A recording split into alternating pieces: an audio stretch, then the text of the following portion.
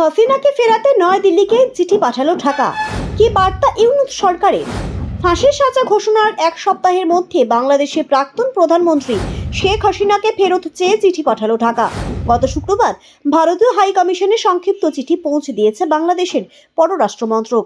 ওই চিঠিতে বলা হয়েছে, ভারতীয় হাই কমিশনার যেন নয়াদিল্লির বিদেশ মন্ত্রককে চিঠিতে যথাসম্ভব পৌঁছে দেন। রবিবার ঢাকায় পররাষ্ট্র দপ্তরের এই চিঠির কথা আনুষ্ঠানিকভাবে জানিয়েছেন বাংলাদেশের অন্তর্বর্তী সরকারের পররাষ্ট্র উপদেষ্টা তৌহিদ হোসেন। ঢাকার বেশ কয়েকটি সংবাদ মাধ্যমের সামনে তুলে ধরা প্রতিবেদন অনুযায়ী এদিন পররাষ্ট্র উপদেষ্টা বলেন, সাজাপ্রাপ্ত শেখ হাসিনা ও আসাদুজ্জামান খান কামালকে ফেরত চেয়ে নয়াদিল্লিকে শুক্রবার একটি চিঠি পাঠানো হয়েছে।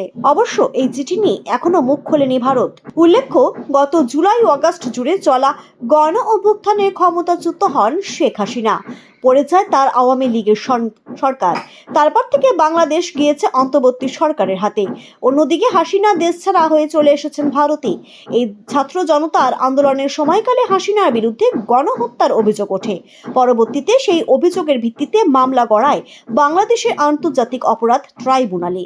সম্প্রতি সেই মানবতা বিরোধী মামলায় হাসিনাকে দোষী সাব্যস্ত করেছে ট্রাইব্যুনাল।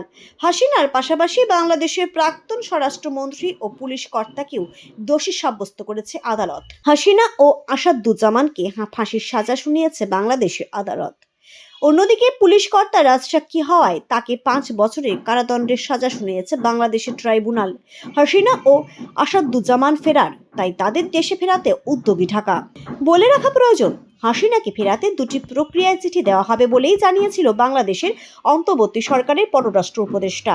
আপাতত সেই দুটি প্রক্রিয়ার মধ্যে একটি সম্পূর্ণ হলো বললেই চলে। তবে প্রত্যর্পণের জন্য এই কটি পদ্ধতির মধ্যে সীমিত থাকছে না তারা।